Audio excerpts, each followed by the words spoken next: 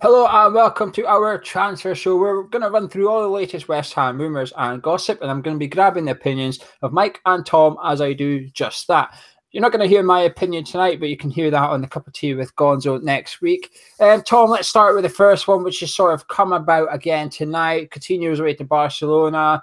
Liverpool's going to have a shed load of money. Lanzini has been linked there. Do you think that's a possibility, or do you think his form stopped that transfer?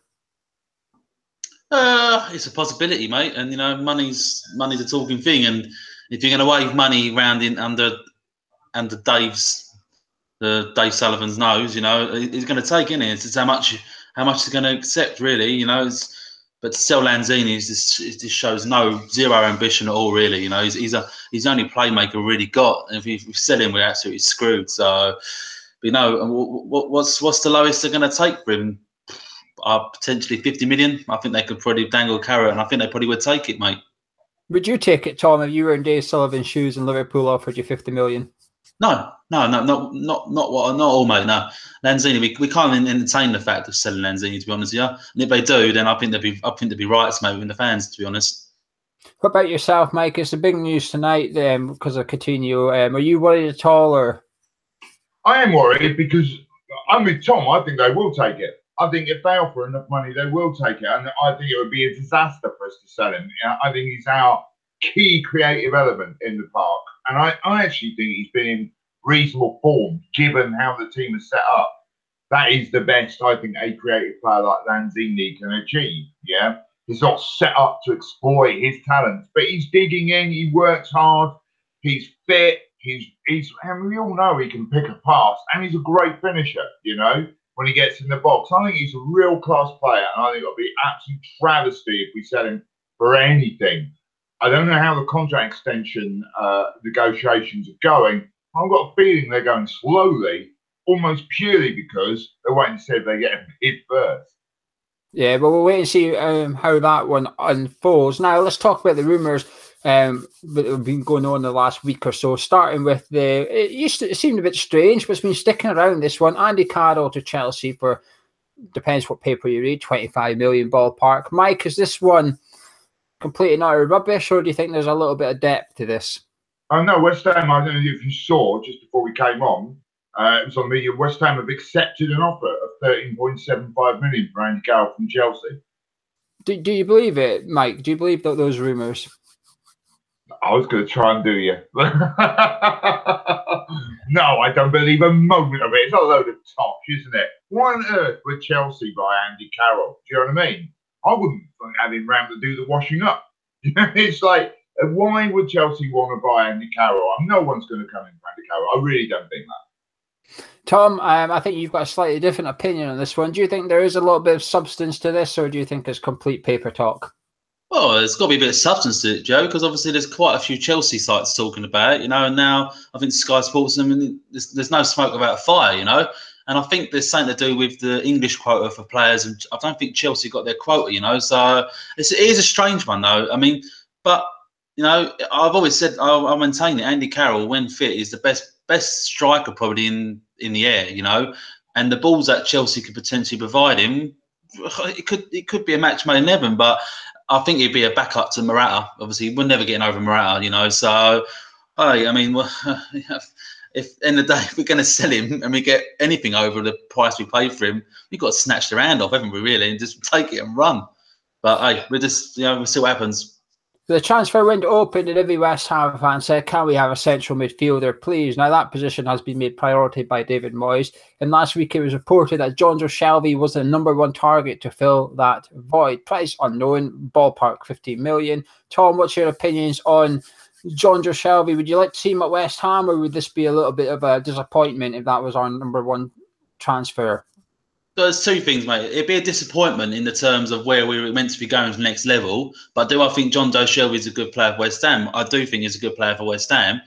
But obviously, next level signing, no, I don't think it's next level signing. But I do think he would do a fantastic job for us, and he does support us, and that's got to be an extra incentive for him to join us, obviously, because he is a boy. He supported his boy club. So yeah, I can actually see it. Yeah, I can see that going there, Gio. Mike, what about yourself? He's been known to love a long-range pass, etc., but questions over his defensive side of the game, if you like. Would you be happy with Jonjo, or do you think it's not quite enough for what we need? It's an interesting one, isn't it? I think it depends how serious the board are about spending some money in this window, right? I think because would he be? Let's look at it practically. First of all, I'm pretty much agreeing with Tom. He isn't as good a player as I'd want to see him, but he is a reasonable player, and he's sports West Ham. We all know that, and I think it's a great thing to get Hammers fans in the team, right? But would he improve our midfield? Well, he would, wouldn't he? If you look at it, he would be an improvement on Kyoto. I think I would be an improvement on Kyoto at the moment. Do you know what I mean? But I mean, he would be an improvement on Kyoto. He would be improvement in that midfield. But he's not really that defensive tackling player. He's more of a passing player. And he has got serious discipline, attitude, and problems as well. I think the attitude problems would probably be a bit better. I think Moyes is pretty good at getting people in line, and he supports West Ham who want to play, hopefully. And but he's still got that discipline issue. It's not the player I would want, but I would take him. You see what I mean? I think we should be aiming higher. But having said that, I would take him, yeah. If you look at David Moyes' top 3 spends on transfers in his entire career, the top 2 are taken up by the same person at Everton and Manchester United, Marouane Fellaini. The rumour that has been around at West Ham for about 18 months now, and it's only got increased since David Moyes has come in. Mike, what's your thoughts on Fellaini? Would you take him here? Not long left to go at Manchester United. David Moyes knows he knows the Premier League. He's 15 million ballpark figure for him as well. Would you like Fellaini at West Ham? Here's an interesting point, right? And it's going to sound like I'm digressing, but I'm not. Trust me, yeah. In the second half, in the game against Spurs, when I was at the game, I was behind the goal, right? Every time we took a goal, I noticed we reshaped slightly in the second half with Coutinho going right over to the right-hand side. Every single goal kick or free kick, if it was offside and Adrian was taking it, went to him. Every single one. Not one went somewhere else. Not when he's got the ball in his hands, he's kicking it would go somewhere. But nearly everything went straight to him. And he likes to have a player up the pitch he can target through that sort of ball from the goalkeeper. Exactly what Mourinho does with Fellaini as well. He likes to play him ahead of his midfield, or not quite number 10, but a sort of triangle with him in front of them. And he likes to target long balls for him to flick on or bring down and control and play other people in. He would fit that. For that reason, I think that Moyes would love to have him. He loves having that player. At the moment, that's why Kyoto's getting picked. That is what his job is for Moyes. He doesn't do anything else, let's face it, right? So that's why he's in that team, I think. And to do that sort of ball. If he can bring in someone who does that significantly better, I think he'd jump at the chance. Do I want him in? No. He's he's not why I support West Ham, if you know what I mean. I think you know what I mean, right? He's not the sort of player we want to see. We want to see more Lanzinis, not more Coutinhos, if you know what I mean. In the summer, West Ham United really pissed off Stoke by taking Marko Arnautovic from there after he handed a transfer request. It seemed like we were trying to do the same thing again with Joe Allen. Tom, Joe Allen, the Welsh Pirlo, would you like him at West Ham, or is he what you just described Jonjo Shelvey as? Not quite next level, but he'll do a job. Yeah, exactly the same as Jonjo Shelvey. I think we've got to get out of the mindset that our owners actually going to seriously invest in a proper like 30 to 50 million pound player. They're not going to do it, especially in January. If they're going to do it, they're going to do it this summer. So would Joe Allen improve our midfield? You've got to argue yes, because at the moment we're seriously short there. So Jonjo Shelvey and Joe Allen would both do for this window, Gio. So are you saying that Joe Allen is just unrealistic price tag wise, Tom, for this window? Yeah, I mean, if you're going to want a player, you're going to want. If they had to choose between Shelvey and Joe Allen, I think they're going to go for Shelvey. I think it's more realistic. So yeah. Stoke obviously every player in this window goes up 50%. So if it's 15, 20 million pound player, they're going to want 25. You're going to pay for the roof for them, aren't you? Pay over the top. So yeah, if you had a choice out of the two, it would be Shelvey for me. Tom thinks Joe Allen is 25 million. Another 25 million pound player that we were linked to just before the window opened, but it's gone a bit quiet recently, is Alfie Mawson, the centre back of Swansea. Mike, A, do we need a centre back? And B, do we need to be spending 25 million on a centre back? And C, is Alfie Mawson the answer to A and B? He's not the answer to A and B because we don't need to buy a centre back. We've got hundreds of centre backs, right? Also, we've got two cracking. Well, we know we've got a cracking, brilliant young centre back. Well, look, what they did at Swansea was buy a player. Was it from Barnsley? They got him. Barnsley used to be home of brilliant defenders these days, which other people pick up. Yeah. They bought him for a very little, and now they can potentially sell him on for a lot more because he's done well. But we've got that player here in Declan Rice. We don't need to buy a young, but we've got that, and we've also got Reece Oxford, who I would really like to see get a chance to the team. We've also got how many more central defenders? We've got bloody loads of central defenders. It is the one really well-stocked area of the team we've got, unlike, say, midfield. But if you want to spend 25 million quid on a player, because you offered it to Tom, I would buy Joe Allen. He is the player we need. I think he does everything well. He can tackle, he can pass, he can move the ball in, he's got great international experience. If you don't buy anyone for £25 million, that's what I buy. And also, of course, as you love to point out, it would make one of our opponents in this area significantly weaker. They would relegate Stoke if they lost him. He's that important to them. And I think he could be that important to us. So if you're going to spend 25 minutes spending on him, you do not need Alfie. I think Alfie Mawson's a good player. I don't think he's significantly in any way better than what we've got. Certainly, if you look at Ogbonna or Declan Rice's recent performances, well, recent, I mean, whenever Declan's played, and most of since Moyes arrived, definitely for Ogbonna, he's looked really monumental there. We really need, we've got Font coming back as well. Ginge when he's fit. Ginge is as good as anyone really when he's fit. At the moment, it's slow, I know, but you know. So I can't see. And also, how many more Gingers do we want in the side? Indeed, right. Striker-wise, been a few little links to the likes of Danny Ings and Michy Batshuayi of Chelsea. Tom, until we get one of them, we need to offload our current one, Diafra 6 days in. Are you surprised he's still here, and are you hoping he disappears soon? I think he's gone, Joe, to be honest with you.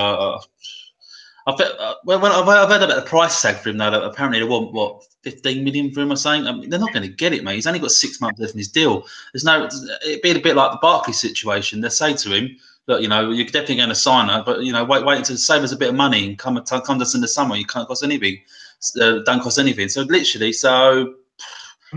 you just got to take anything you get for him, really. You know, if it's 1 or 2 million quid for him, it doesn't matter. You want him off the books, get rid of him. Because in the summer he goes for free. So I think we might be overpricing ourselves and him actually moving, to be honest with you. Not many teams in the Premier League have done business thus far, despite being almost a week into the transfer window. But Tom, are you worried yet? Could we argue that West Ham knew we needed X, Y, and Z 3 months before the window opened? We've seen no activity, or are you quite calm given the results and the fact we've moved up a few spaces in the league table? Yeah, I mean, the last 4 points we've got, Joe, are absolutely huge, you know.